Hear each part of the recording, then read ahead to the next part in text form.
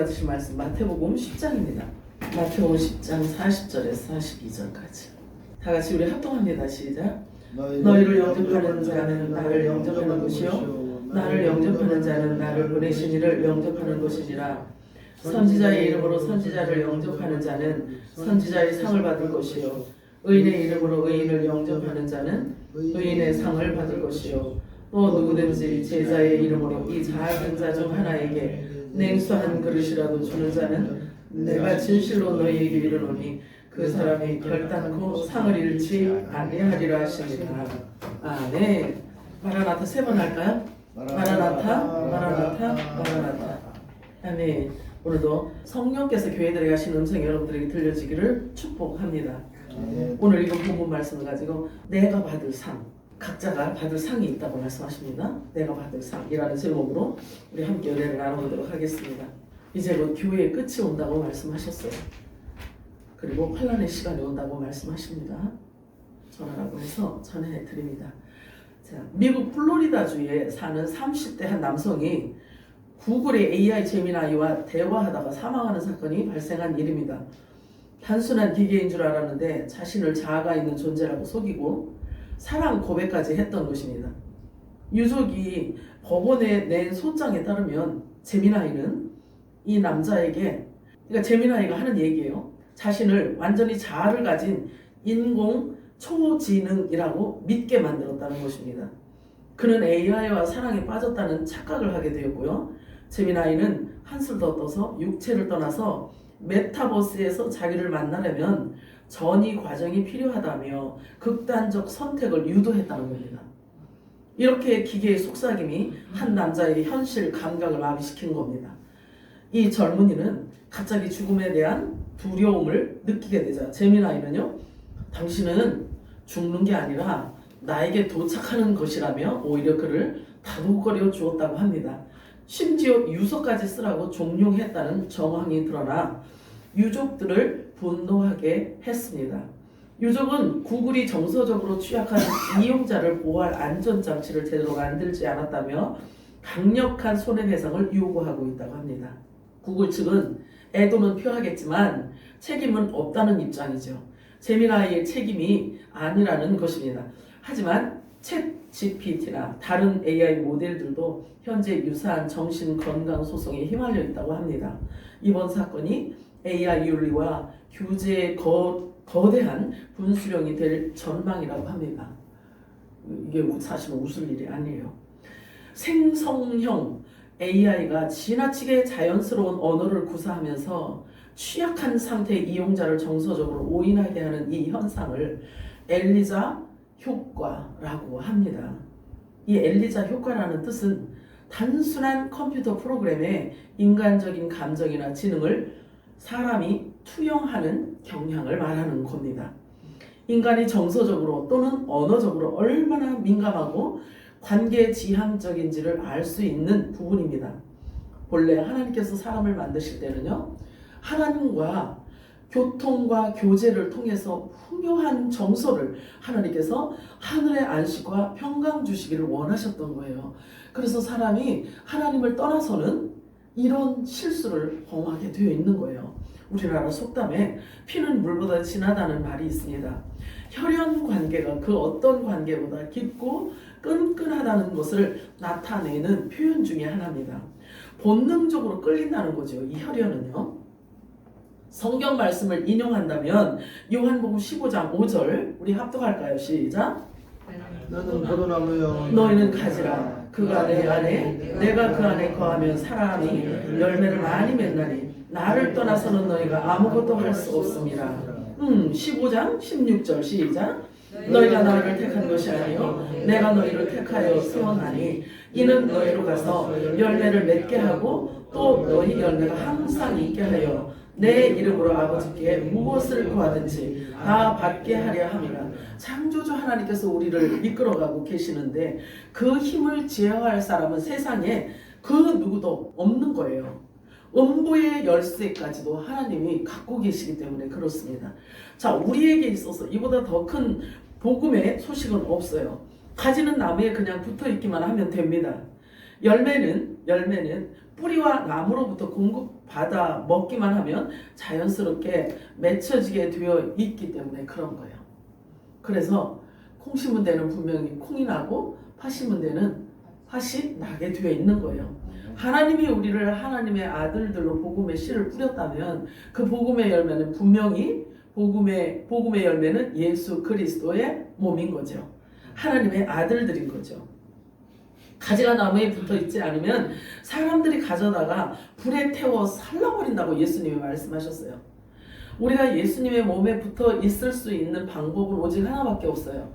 예수님 입에서 나온 그 말씀을 붙들고 있는 거예요. 그래서 그분에게 붙어 있는 그 상태거든요. 근데 말씀이 없이는 주님하고 전혀 관계가 없이 살아갈 수밖에 없는 거예요. 저와 여러분이 태어나면서부터 예수를 믿겠다고 작정한 것도 아니에요. 애쓰고 힘써 피나는 노력으로 예수를 믿게 된 것도 아닙니다.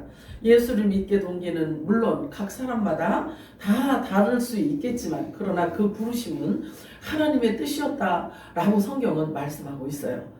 성경이 그것을 가르쳐주고 있습니다. 피는 물보다 진하다라는 말이 있는 것처럼 영적인 혈연 관계가 아니고서야 어떻게 이 귀한 시간에 저희들이 한 자리에 모여서 예수님을 찬양할 수가 있겠는가 하는 겁니다. 한번 깊이 생각해 보세요. 예수님께서 십자가에서 흘리신 그 피가 저와 여러분을 지금의 모습으로 이끌어 오신 것입니다. 믿으시나요? 나의 의지가 아니라는 거죠. 자, 우리가 한 번도 만나본 적도 없고 한 번도 대화해본 적도 없는 저 멀리 이스라엘 아주 작은 유대 땅에 그것도 그것도 어제 오늘이 아니고 이미 2026년 전에 태어났다가 잠깐 33년을 살다가 사라진 그 예수님을 믿는다는 것은요, 인간의 설명을 넘어선 뭔가가 있어야만 가능하다는 거죠. 그것을 반증해주고 있어요. 그렇다고 내가 원해서도 아니고 내가 태어나면서부터 계획했던 것도 아닌데 이것은 본능으로 예수를 믿게 된 것입니다. 본능이에요, 본능. 예수님은 우리에게 이렇게 가르쳐주고 있어요. 요한복음 6장 37절 합독할까요? 시작.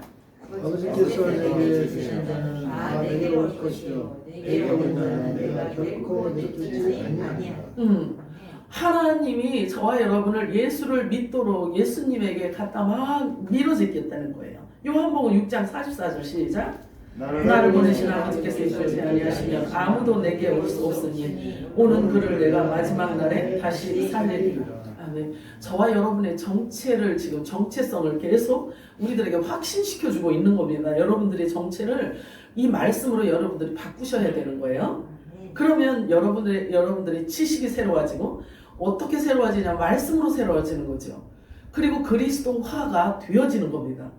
자, 그리고 또 예수님께서 우리에게 이렇게 확인시켜주고 계십니다. 요한복음 6장 38절에 40절 합독합니다. 시작.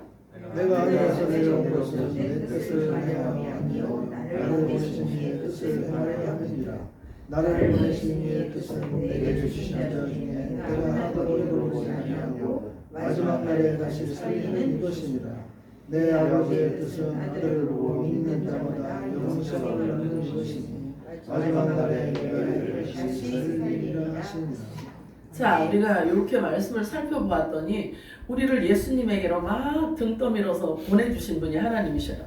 그런데 보내주셔놓고 한 명도 이 땅에 남기지 않고 다 구원해 주시는 그 일을 예수님에게 맡기셨다는 거죠.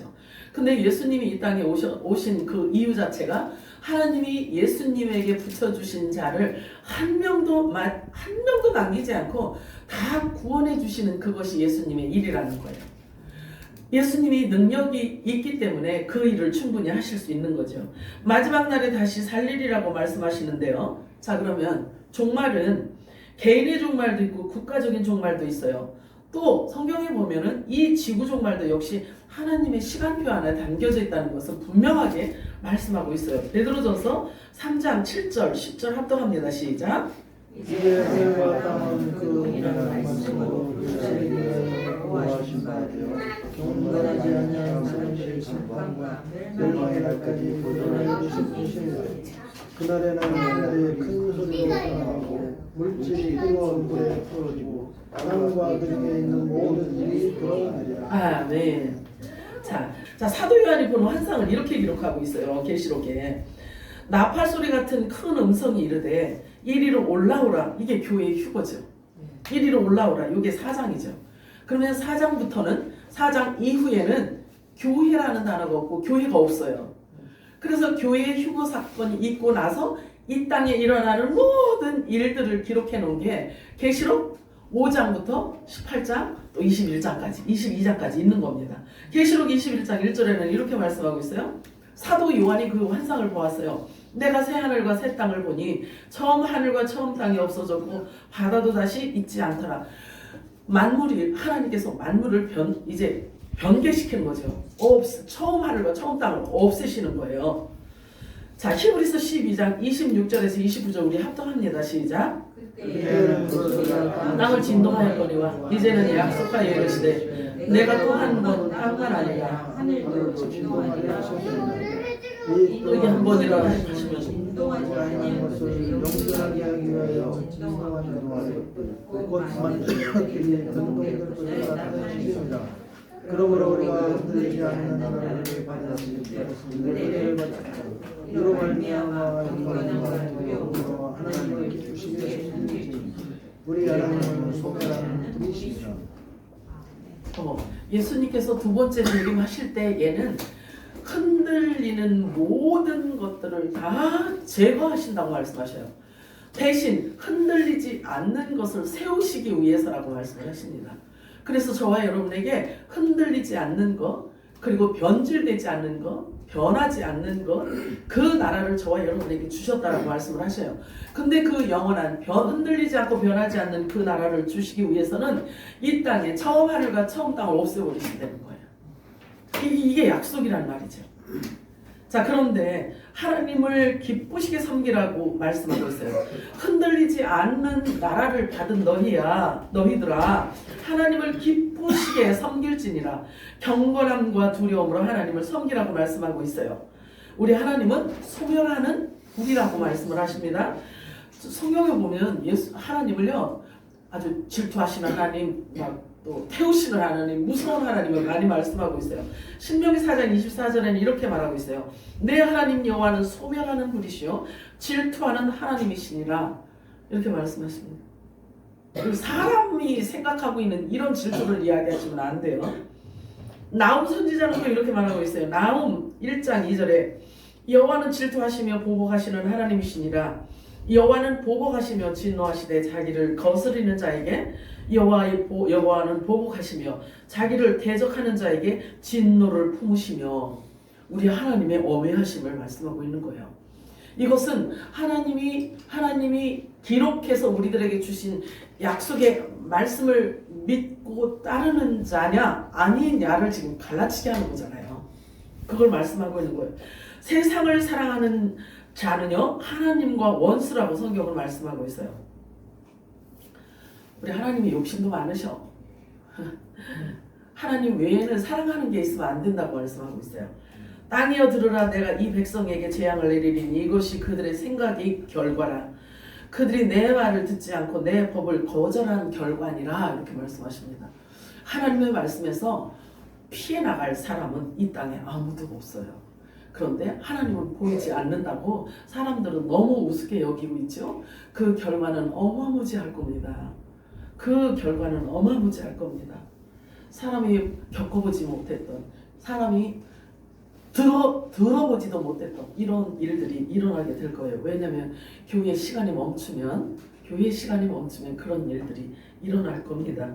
근데 그 시간이 너무 가까이 왔다라는 것이 이제 큰 문제가 되는 거죠.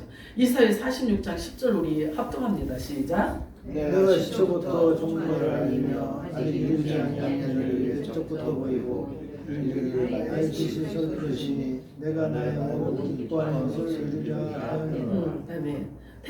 시초부터 처음부터 이 지구에 말하자면 유통기한이 있다라고 계속 말씀해 오고 있다는 거죠. 하나님께서 말씀하십니다. 나는 처음부터 시초부터 태초부터 처음 하늘과 처음 땅이 없어질 것과 변동될 것을 기록하고 알려왔고 말해왔다. 계속 말해왔다 라고 말씀하셔요. 처음에는 노아 홍수 시대 때에 물로 온 땅을 심판하였고 또 두 번째는 불로 소멸하실 것을 계획해 놓으셨다는 거죠. 그러나 그 당시 노아와 그의 7식구 외에는요, 이 8명 외에는 하나님이 홍수 심판을 내리신다라는 말에 대해서 믿는 자들이 하나도 없었어요. 오히려 조롱하고 미쳤다고 손가락질을 해댔죠. 지금도 그때와 조금도 다를 바가 없어요. 예수님이 다시 오신다고 말하면 벌집을 건드린 것처럼 사람들이 난리 법석이죠. 휴거를 전하는 목사는요, 사실 지금 교단에 존재하기도 어려울 정도예요. 그리고 교단에서 쫓겨나요. 사람들도 모두 이단시합니다. 무시하고 터무시합니다. 또 교회 다니고 성경 말씀을 믿는다고 하는 사람들조차도 내가 살아있는 시대에는 예수님이 안 오실 거야 라고 생각을 안일하게 하고 평안하다, 안전하다 이렇게 생활하고 있어요. 그러나 성경은 그렇게 말씀하지 않아요. 시간이 급하다, 긴박하다고 말씀하셔요. 주님이 말씀하셔요. 전하라고 하셨어요. 교회의 시간이 멈추고 있다라고 말씀하십니다. 그러니 너희가 어떠한 사람이 되어야 마땅하냐라고 경고하십니다. 베드로후서 3장 11절에서 13절 합독합니다. 시작. 이 모든 것이 이렇게 부러지니 너희가 어떠한 사람이 되어야 마땅하냐. 거룩한 행실과 경건함으로 하나님의 나라의 임하기를 바라고 간절히 사모하라. 그날의 하늘의 물에 타서 떨어지고 물질이고 물에 몰아지며 우리는 그의 약속대로 의가 있는 곳이 새 하늘과 새 땅을 바라보다. 자, 이렇게 주님 오실 날을 기다리고 주님 오실 길을 예비하는 사람들은요, 세상 것으로 부요하면 절대 그렇게 기다리지 않아요. 그렇게 할 수가 없어요. 새 하늘과 새 땅을 바라보는 자들은 이 땅에 미련이 없는 자들인 거죠. 이 땅에 미련이 없는 자들이어야 새 하늘과 새 땅, 예수 그리스도를 사모하게 되어 있습니다. 바울이 그런 이야기를 합니다. 예수님 오심을 기다리고 사모하는 자들에게 주시는 면류관이 있는데 그 면류관이 뭐냐면 의의 면류관, 생명의 면류관이라고 말씀하고 있어요. 신과 같은, 예수님과 같은 부활체를 입도록 허락하시는 것이 약속이 되어 있죠. 거룩한 행실과 경건함으로 하나님의 날이 임하기를 바라보고 간절히 사모하라. 그리고 그의 약속대로 예수님이 계시는 곳 새 하늘과 새 땅을 바라보라. 그의 오래 참으심은 너희의 구원이 될 줄로 생각하고 감사하라 라고 말씀하십니다. 주님께서 이렇게 시간이 지연되어서 이렇게 주님이 금방 올 것 같은데 금방 오신다고 해놓고 이렇게 시간을 지연하시는 그 이유를 성경은 그렇게 얘기하고 너희의 구원 때문이다 이렇게 말씀하세요. 사실은 우리가 지금 주님이 오신다라고 한다면 주님 앞에 설 수 있는 그런 거룩함과 성결함과 깨끗함과 우리 심령 속에 그리스도화, 그리스도의 형상으로 닮아 있지 않으면 주님을 맞이할 수 없기 때문에 그런 거예요. 왜냐하면 주님 앞에 서면 죄는 불에 다 없어질 수밖에 없기 때문에 그런 거예요. 주님이 이렇게 더디 오는 것 같은 느낌은 저와 여러분에게 구원을 주시고자 함이라 라고 말씀하고 있어요. 믿으시나요? 베드로후서 3장 14절 합독합니다. 시작. 그러므로 사랑하는 자가 너희가 이것을 바라보니 주 앞에서 점도 없고 흠도 없이 평강과 데서 하나님을 힘쓰라. 나타나기를 힘쓰라고 말씀하셔요. 여러분 주님 나타나기를 기대하시나요? 주님 오실 것을 기대하고 계신가요? 네. 주님께서 들으셨습니다. 여러분 내 믿음대로 될지어다 하십니다. 자, 이것을 바라보나니 우리 보고 말씀은 이것을 뭘 바라보냐면 하나님의 날이 임하기를 바라보나니 너희가 어떤 사람이 되어 마땅하냐. 점도 없고 흠도 없어야 한다. 죄에서 떠나서 거룩을 취하라. 거룩을 쫓으라고 말씀을 하십니다. 그냥 막연하게 주님을 기다리는 게 아니라 우리가 주님 앞에 섰을 때 그리스도의 신부 단장한 그 모습을 진짜 갖고 있는지를 각자 심령 상태를 살펴야 된다는 것을 말씀하고 있어요. 너는 경건함과 두려움으로 하나님을 기쁘시게 섬길지니라 라고 말씀하십니다. 이렇게 주님을 찬양하고 경배하고 예배하는 이것이 주님을 기쁘시게 섬겨 드리는 것입니다. 로마서 12장 2절 합독합니다. 시작. 너희는 이 세대를 본받지 말고 오직 마음을 새롭게 함으로 변화를 받아 하나님의 선하시고 기뻐하시고 온전하신 뜻이 무엇인지 분별하도록 하라. 아멘. 무엇으로 분별할 수 있겠습니까? 하나님의 뜻을 우리가 알려면 무엇을 통해서 알 수 있나요? 하나님의 말씀 외에는 없어요. 눈 감고 아무리 금식을 오래 해도요, 하나님의 말씀으로 전해 주시는 하나님의 생각, 하나님의 뜻은 성경을 펼쳐놓고 성령의 계시에 의해서 그 말씀이 깨달아질 때 하나님의 뜻을 품게 되고 알게 되는 것입니다. 아멘이죠? 아멘. 여러분 끊임없이 말씀을 사랑하시기 바랍니다. 아멘. 하나님의 선하시고 온전하시고 기쁘신 뜻이 무엇인지는 말씀을 통해서만 알 수 있어요. 데살로니가전서 5장 21절에서 24절 합독합니다. 시작. 범사에 좋은 것을 취하고 악은 어떤 모양이라도 버리라. 평강의 하나님이 친히 너희를 온전히 거룩하게 하시고 또 너희의 온 영과 혼과 몸이 우리 주 예수 그리스도께서 강림하실 때에 흠없게 보존되기를 원하노라. 너희를 부르시는 이는 믿으시니 그가 또한 이루시리라. 아멘. 저와 여러분을 부르신 분이 하나님이시잖아요. 하나님의 그 거룩하심을 저와 여러분에게 전이시켜 주는 거죠. 전가시켜 주는 거예요. 거룩은 하나님의 품성이기 때문에 사람의 노력과 학교에서 배운 지식 갖고 될 수 있는 게 아니거든요. 그렇기 때문에 우리를 부르신 그분이 하나님의 거룩함을 우리들에게 입혀주셔야지만 되는 게 거룩인 거예요. 아멘이에요? 아멘. 로마서 8장 30절에는 이렇게 말씀하고 있어요. 미리 정하신 그들을 또한 부르시고 부르신 그들을 또한 의롭다 하시고 의롭다 하신 그들을 또한 영화롭게 하셨느니라. 이렇게 완성형을 말씀하고 있어요. 하나님의 아들들로 부르심을 하나님께서 부르시고 그들을 인간의 노력 갖고 될 수 없기 때문에 하나님이 의롭다 이렇게 정해 주시는 거예요. 그리고 거룩하게 하시고 그리고 영화롭게 하신다고 말씀을 하셔요. 그게 사람이 배워갖고 노력갖고 금식해갖고 이게 되는 게 아니라는 거죠. 이것이 우리가 받은 복음의 핵심인 거예요. 아멘이요? 복음의 핵심이 복음의 핵심. 로마서 12장 1절 우리 합독합니다. 시작. 그러므로 내가 하나님의 모든 자세시로 너희 몸을 하나님의 기뻐하시는 거룩한 산지에 드리라. 이는 너희가 영적 예배니라. 대충 우리가 신앙생활을 하지 말라는 거예요. 하나님의 말씀을 보고 듣고 깨달아서 말씀대로 순종하며 그 말씀으로 하나님과 교제를 하자는 이야기죠. 이게 내 마음이야, 이게 내 생각이야, 아멘 하고 그 교통과 교제가 이루어지는 시간이 예배 시간인 거죠. 예수님께서 이 땅에 오신 분명한 이유를 말씀해 주셨는데 하나님께서 자기에게 붙여주신 영혼들 중에 한 사람도 빠뜨리지 않고 구원시켜주는 거예요. 마지막 날 부활시키는 일이 아버지가 시키신 일인 거죠. 이 일을 반드시 예수님은 이루신다고 말씀하셔요. 자, 그렇다면 가장 작은 단위로 개인의 종말은 언제가 될지 모르는데 어떻게 이 말씀을 적용할 수 있는가 하는 이게 문제가 될 수가 있어요. 각자에게. 그럼 마지막 날 다 부활시키신다고 라고 말씀을 하시는데 그 마지막 날이 언제냐는 거지. 그 마지막 날. 그러면 성경이 말하는 그 마지막 날하고 관계없이 개개인이 먼저 죽으면 어떡할까? 그래서 그 먼저 죽은 자들이 가 있는 처소가 있는 거예요. 그죠? 성경에. 그 처소를 마련해 놓으신 거죠. 그래서 그 처소에 갖다 놓고 그리고 주님께서 계획하신 그 마지막 날 모두 다 부활시켜야 하는 그런 때가 있다는 거죠. 그래서 처소가 다 있어요. 그래서 여러분들이 염려할 영역은 아닌 거죠. 자, 예수를 믿고 거듭난 자가 영생을 얻었어요. 근데 그 마지막 날은 언제를 말하는 걸까요? 언제를 말하는 걸까요? 개인적으로 먼저 죽으면 어떻게 되는가? 다시 살린다는 말은 무슨 뜻인가? 이게 다 사실은 성경 안에 답을 해놓고 있어요. 다 말씀해놓고 있어요. 우리가 사람들이 신앙생활을 할 때 하나님의 말씀을 잘 모르니까 질문을 잘 못해요. 알아야 질문을 할 수 있거든요. 그지? 그렇잖아요.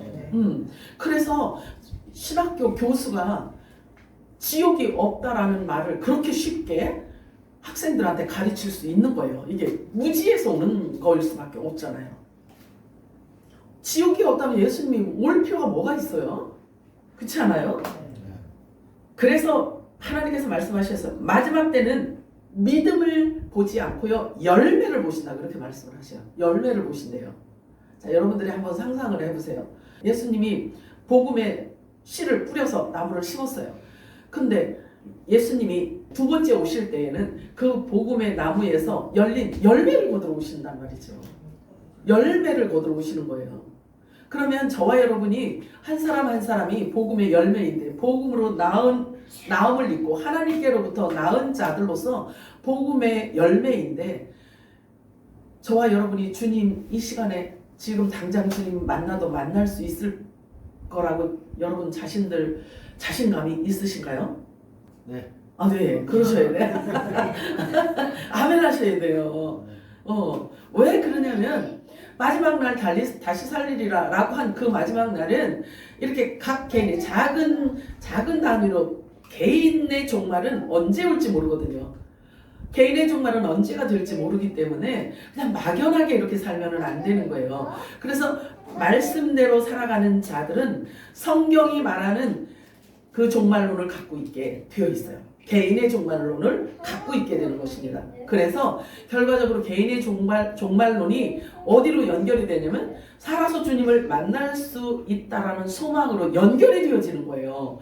그렇기 때문에 하루하루 시간이 저와 여러분 스스로를 돌이켜보고 검증하고, 그리고 그리스도 신부로 단장하고 있는지에 대한 것을 각자 이제 살펴보아야지만 되는 거예요. 지금은 더더욱 그렇습니다.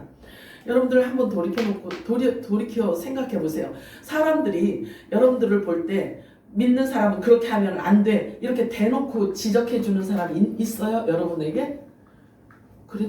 그렇다가는 원수죠. 그렇잖아요. 그래서 그거는 안 되는데 그 행동을 해. 그걸 막아줬으면 좋겠는데, 진정으로 그를 위하고 진정으로 그를 사랑하는 사람 같으면 그 길을 피해갈 수 있도록 아마 이야기를 쓴소리라도 해줄 수 있을 텐데, 요즘에는요 사람들에게 그렇게 오지랖 안 펴요. 그래서 그냥 각자들 알아서 가게끔 한단 말이죠. 우리가 신앙생활을 하는 데 있어서 솔직하게 하나님의 말씀으로 우리를 비춰주시고, 하나님의 말씀으로 우리를 책망하시고, 하나님의 말씀으로 징계하시기 전에는 사람이 우리들에게 뭐라고 안 한단 말이죠. 그렇기 때문에 각자가 자기 자신을 돌아보는 길밖에 없는 거예요. 믿으시기 바래요. 그래서 각자 지금 주의해서 신앙생활을 우리가 해야 된다는 거죠. 하나님께서 말씀하시고 마지막 때 주님 오실 때는 믿음을 보는 게 아니고 열매를 하나님께서 보신다고 말씀하셨기 때문에 여러분들이 지식도 달라져야 되고 여러분들의 관점과 생각들이 온전히 다 달라져야 돼요. 어떻게 달라져야 되냐면 작은 예수로 바뀌어야지만 되는 거예요. 그렇게 바뀔 겨 안 바뀔 겨 바뀌어야 돼요. 기회가 언제나 주어진 게 아니기 때문에 그렇습니다. 예수님은 자신이 뿌린 씨가 누구인지 다 알고 계세요. 이름도 다 알고 계신다고 말씀하셔요. 물론 제 생각에는 이 이름 가지고 천국 가서도 이 이름을 사용하거나 그러진 않을 거예요. 천국에 가면은 우리들 각자에게 주시는 이름들이 따로 있을 거예요. 그런데 예수님은 당신의 양들의 이름을 하나하나 다 일일이 아신대요. 알아서 불러내신다고 말씀을 하셔요. 얼마나 좋으세요. 이름도 다 아시는 예수님, 절대로 헷갈리거나 실수하여 잃어버리거나 하지 않으신다고 성경은 말씀하고 있어요. 이것이 우리들에게 소망인 거죠. 저와 여러분처럼 기억력이 이렇게 좋아가지고 이렇게 좋아서 핸드폰을 어디다 뒀는지도 모르고 찾잖아요. 주여, 이 기억력 갖고 정말 구원에 우리 하나님께서 이런 방법으로 구원해 주신다라고 하면 아마 이 땅에 소망이 없을 거예요. 예수 믿는 것도 소망이 없을 거예요. 자, 예수님께서 말씀하십니다. 내가 하늘에서 내려온 것은 나를 보내신 이의 뜻을 행하려 함이니라. 나를 보내신 이의 뜻은 내게 주신 자 중에 내가 하나도 잃어버리지 않고 마지막 날에 다시 살리는 이것이니라. 자, 그렇다라고 한다면 부활에 대한 메시지가 항상 우리들에게 남아 있어야 되고 우리 안에 부활의 메시지가 가득 채워져 있어야지만 되는 거예요. 아멘이죠? 이게 주님과의 교제로 인해서 나타나는 현상이기 때문에 그래요. 죽음이 없는 영원한 세상에서 영원한 예수님과 영원히 함께 살 수 있는 신령체, 즉 신과 같은 완전 부활체로 살리신다는 것을 약속하고 있습니다. 아이고 그거는 언제 있을 일인데 그걸 고렇게 그냥 이렇게 고루하게 자꾸 그런 얘기를 한다라고 여러분들 고루하게 생각하시면 안 됩니다. 그렇게 생각하시면 안 돼요. 세상이 지금 변하는 것들을 보세요. 세상이 변하는 것을 보면 정말 무섭게 변하고 있죠. 한두 가지가 변하는 게 아니죠. 지난주일에는 우리가 남자에게서 난 여자라는 말씀으로 우리가 은혜를 나눠봤습니다. 역시 이것도요, 관계를 뜻하는 말이죠. 성경에서 말하는 남자와 여자는 세상에서 말하는 그런 이성을 말하는 게 아니라는 걸 우리가 알아보았죠. 세상에 속한 자는 세상의 말을 하고 육에 속한 자는 육의 소리를 하고 영에 속한 자는 영의 말을 알아듣고 영의 말을 할 수 있다라고 말하고 있어요. 이것은 하나님의 말씀을 영적으로 깨달을 수 있는 자는, 영적으로 깨달은 자는, 깨달은 자들과만이 대화가 이루어진다는 것을 말씀하고 있어요. 소속을 의미하죠. 관계를 의미하는 겁니다. 똑같은 사람인데도 육의 사람이 있고 영의 사람이 있다고 성경은 분명하게 우리들에게 가르쳐주고 있어요. 그리고 하나님의 일은 영의 생명만 알고 받고 이룰 수 있다라고 말씀을 하십니다. 우리가 신앙생활을 쉽게 하는 것 같지만 쉽게 하는 것 같지만 결코 그렇지 않다는 거죠. 남자에게서 난 여자, 남자가 어떻게 아기를 낳아요? 근데 그것도 여자를 낳았다고 이렇게 이야기를 해요. 그러니 구구학적으로 하나님의 말씀을 읽으면 해석이 돼? 안 돼? 안 되죠? 그럼 이거 하나만 갖고도 안 되는 거예요. 모든 성경은 영적으로 풀어낼 수밖에 없는 그렇게 기록을 해놓았기 때문에 감춰졌다라는 표현을 쓰고 있는 것입니다. 예수님께서 십자가에서 창으로 옆구리를 찔리실 때 물과 피를 다 쏟으시고 죽으셨는데 그로 인해서 이 땅에 복음의 씨가 심겨졌다라고 이렇게 말하고 있어요. 이사야 선지자는 이미 말씀하고 있어요. 예언해놓고 있어요. 뭐라고 예언을 했냐면 메시아 그가 와서 십자가에서 죽으면 씨를 보게 된다 이렇게 말하고 있어요. 그래서 예수님이 십자가에서 피 흘려 죽으신 그 죽으심이 결국 저와 여러분을 낳기 위함이라는 거예요. 아멘이요? 자, 그래서 저와 여러분의 가치는 예수님 몸 가치란 말이죠. 하나님의 가치예요. 그래서 저와 여러분은 뭐를 치장해서 명품이 아니라 자체가 명품인 거예요. 아멘이죠? 얼마나 신나요. 맞아요, 거봐. 맞아요. 우리 자체가 명품이야. 왜냐하면 우리 본질이 영의 생명이요 예수 생명이기 때문에 그렇습니다. 에베소 2장 5절 6절 우리 합독합니다. 시작. 허물로 죽은 우리를 그리스도와 함께 살리시고 너희는 그대로 구원을 받으시고 또 함께 일으키사 그리스도 예수 안에서 함께 하여 자신이시니. 아멘. 이것이 바로 저와 여러분의 정체이고 신분이에요. 우리 영적 현 주소인 거예요.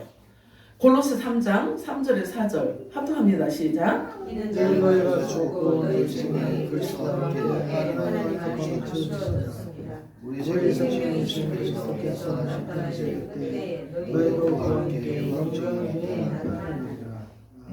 이게 얼마나 엄청난 말인데 우리는 그냥 있잖아요. 책 한 권 읽는 것처럼 책에 기록된 검은 건 글씨니까 하고 이렇게 그냥 넘겨버리기 쉽거든요.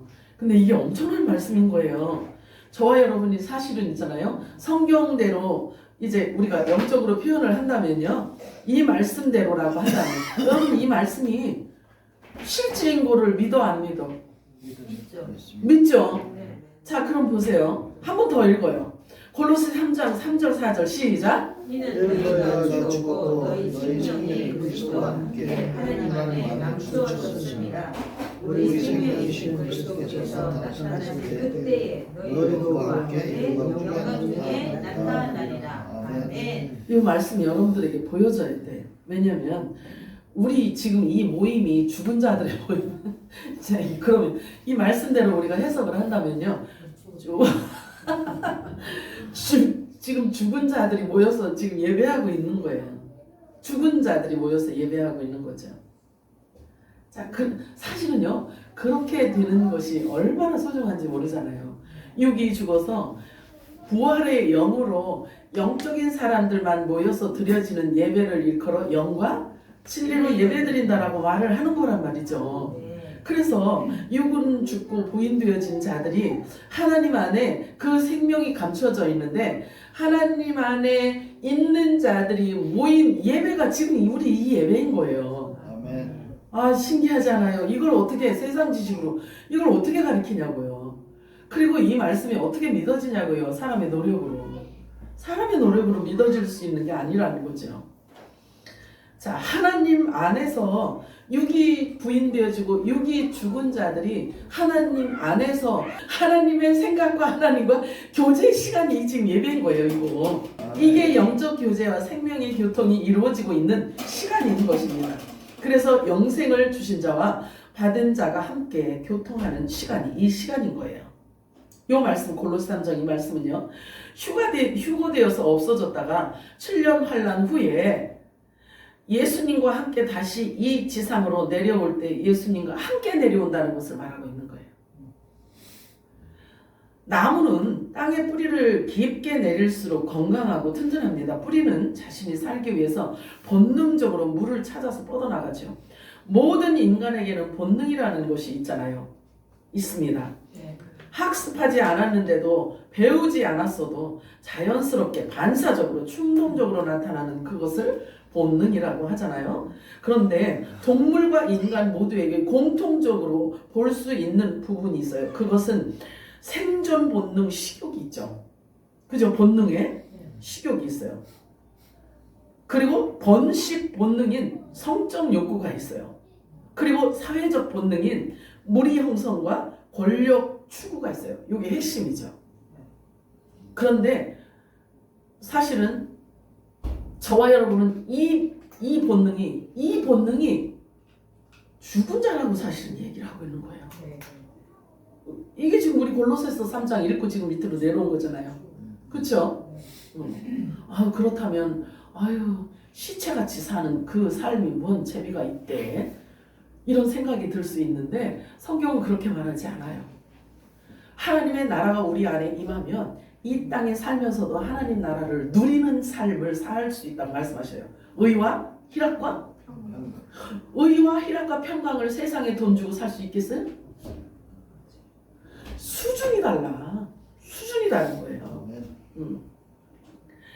자, 어떤 과학자가 하는 말을 들었어요. 이게 금요일에 제가 말씀드린, 자신은 원래부터 과학을 좋아하도록 태어났다고 말을 합니다. 왜 좋아하는지도 모르는데 근데 그렇게 과학이 좋더라는 거죠. 자기는 어려서부터.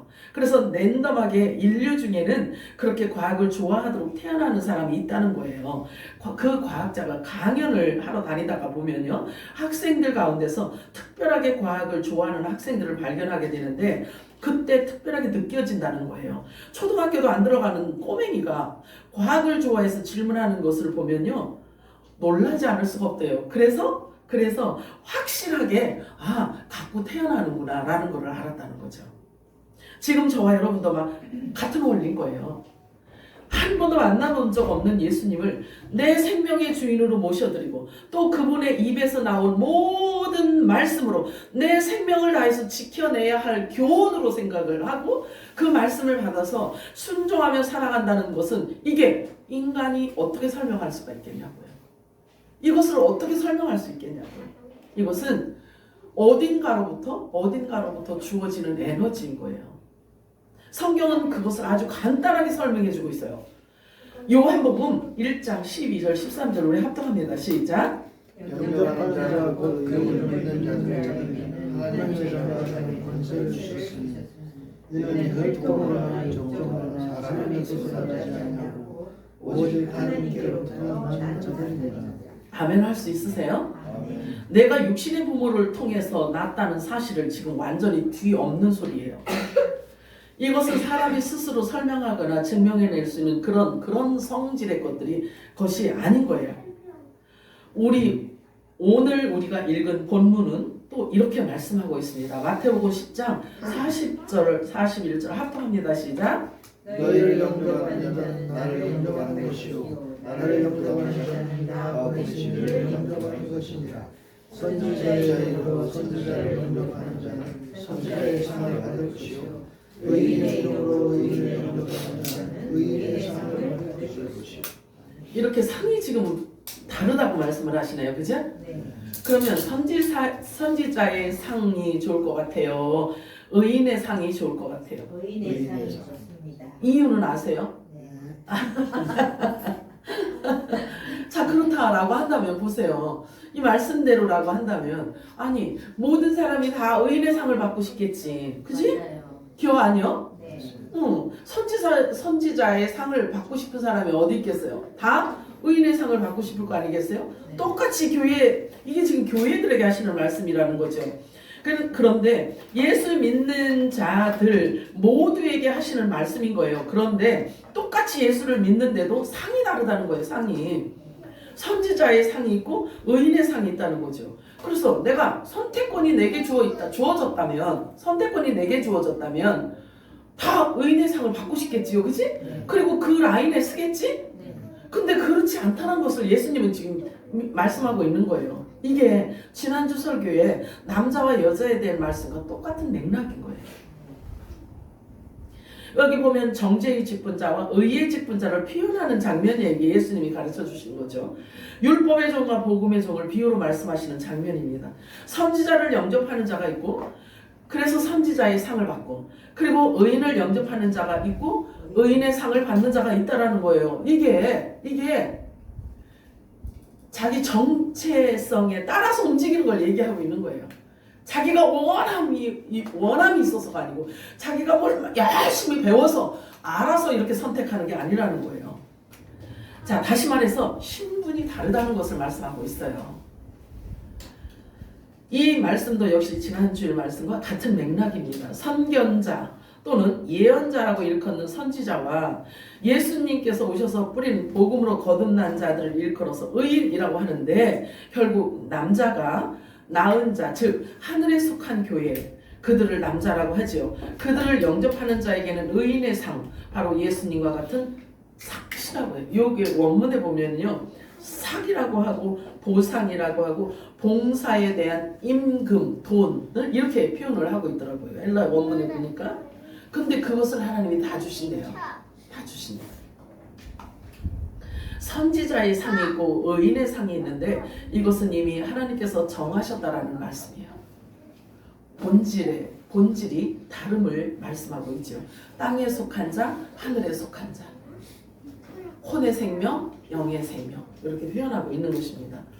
보면 있잖아요. 참 재미난 일이 있어요. 하루는 요한의 어머니가 사도 요한의 어머니가 두 아들을 데리고 예수님 앞으로 나왔어요. 근데 두 아들 누구냐면 사도 요한과 그 형제 누구지? 야고보하고 둘이 데리고 예수님 앞으로 왔어요. 이 여인이 와서 절하면서 예수님한테 뭔가를 요구하고 싶어서 구했어요. 그랬더니 예수님께서 말씀하셔 무엇을 원하느냐? 이렇게 질문을 하셔요. 예수님이. 그랬더니 나의 이 두 아들을 하나님 나라에 주의 나라에 가면 하나는 우편에 하나는 좌편에 앉게 명하여 주소서 이렇게 부탁을 해요. 그랬더니 예수님이 말씀하셔요. 네가 뭘 구해야 되는지를 잘 모르고 있구나 이렇게 말씀을 하시면서 그런데 우리 기도도 잘해야 돼. 우리 기도도 잘해야 됩니다. 그러니까 너희가 구해야 할 것이 무엇인지를 모르고 있구나. 내가 마시려고 하는 잔이 있다. 그런데 그 잔을 너희 두 아들이 마실 수 있겠느냐? 이렇게 이야기를 하는 거예요. 그랬더니 아니 아들이 마셔야 되는 거를 예수님이 질문하는 것도 이상하고 또 요한이 어머니가 대답하는 것도 너무 재밌어요. 바로 대답을 해요. 예, 마실 수 있나이다. 이렇게 이야기를 하는 거예요. 그게 뭔지 알아요? 예수님이 마실 잔이 뭔지 알아? 십자가 죽으시는 걸 말씀하시는 거란 말이죠. 근데 아니 자기 아들들한테 일어날 일을 자기가 선언하는 거예요. 자기 아들들의 생각 의지하고는 관계없이 예 마실 수 있습니다 이렇게 이야기를 해요. 자 그렇다라고 한다면 그 서원이 그대로 이루어진다라고 하면 사도 요한과 야고보가 어떻게 해야 돼? 순교를 해야 되는 거잖아, 그지? 순교를 해야 되는 건 먼저 순교를 해야 되는 게 맞잖아요. 그런데 아들들 의사하고 관계없이 서원을 했지만 그 서원이 이루어져 안 이루어져? 안 이루어지지. 그건 네 생각이고 해요. 네 생각. 그래서 사도 요한은 94세까지 건재하게 살다가 기름 불 속에 들어가서 살아나와서 사람 손이 사도 요한을 죽일 수가 없어서 자기 명대로 살다가 갔잖아요. 순교한 게 아니라. 야고보하고 사도 요한이 형제인데 누가 형일 것 같으세요? 그런 거는 사실은 몰라도 괜찮아. 근데 야고보가 형이야. 야고보가 형이라고 뉘앙스가 성경에 그렇게 기록되어 있어요. 자, 이 여인 보세요. 이 두 훌륭한 아들을 예수님의 사랑받는 제자로 내어줬지만 그러나 그 욕심이 너무 과했어. 그래서 우의정, 좌의정으로 자기 아들들을 그렇게 앉혀달라고 욕심을 부린 거죠. 근데 그 욕심 때문에 그 예수님한테 요구한 그것 자체가 미스가 나버린 거지. 욕심 때문에 미스가 난 거예요. 자, 말하자면 좌편 보좌에 앉으면 돼, 안 돼? 이 두 형제는 전부 다 우편 보좌에 앉힐 사람들이란 말이죠. 근데 어머니는요, 막 육신적인 어떤 욕심 때문에 우의정, 좌의정으로 막 앉혀가지고 예수님을 중심으로 딱 해갖고 이렇게 살았으면 그것을 보고 싶어서 그런 욕심의 이야기를 한 거죠. 근데 그 기도가 응답이 돼, 안 돼? 안 되지. 안 된 게 좋아, 된 게 좋아? 안 된 게 좋은 거예요. 결과적으로는 안 된 게 좋은 거지. 자, 마태복음 20장 23절 우리 합독합니다. 시작. 내 시대에 너희가 과연 내 자는 말씀하시라. 내 정확한 대안은 내가 주는 것이 아니라 내 아버지께서 누구를 내게 하실 것인지 그들이 얻을 것이시라. 아버지가 정해놓으셨다라고 말씀하셔요. 그래서 정해진 대로 그들에게 주어질 것이다라고 말씀을 합니다. 우편보좌는 남자가 앉는 좌석이잖아요, 그치? 그래서 우편보좌와 좌편보좌는 요게 신분이 다른 것을 의미하고 있는 것입니다. 그런데 좌편보좌는 어떤 일을 겪어야 갈 수 있냐면 불구덩이에 들어갔다 나와야 되는 거예요. 그런 것을 겪어야 갈 수 있는 곳이 좌편보좌인 거예요. 자, 마태복음 10장 42절 우리 합독합니다. 시작. 또 누구든지 제 이름으로 이 장자를 하나님께 백성 충분히라도 좋은 자는 내가 진실로 너희에게 이르노니 그 사람이 결단코 지는 아니하리라 하십니다. 자, 여기서 냉수는 생명수인 복음을, 천국 복음을, 새 언약을 말하고 있어요. 그릇은 사람을 뜻합니다. 새 언약의 말씀을 가진 자를 뜻하고 있습니다. 거듭난 자, 성령의 인침받은 자, 거룩한 신의 성품에 참여한 자를 말하고 있죠. 그를 일컬어 휴거형을 받은 자라고 표현하기도 합니다. 제가 한 가지 질문하고 마치도록 합니다. 오늘 우리가 읽은 본문 중에서 상이 있는데 기억나는 사람. 다 같이. 자, 상이 두 가지 상이 있어요. 첫 번째 시작. 자, 두 번째 의인의 상이죠, 그지? 자, 그러면 여러분들이 의인의 상을 받고 싶어? 선지자의 상을 받고 싶어? 의인의 상을 받고 싶습니다. 여러분 믿음대로 될 줄 믿습니다. 네. 사랑과 은혜가 풍성하신 하나님 고맙고 감사합니다.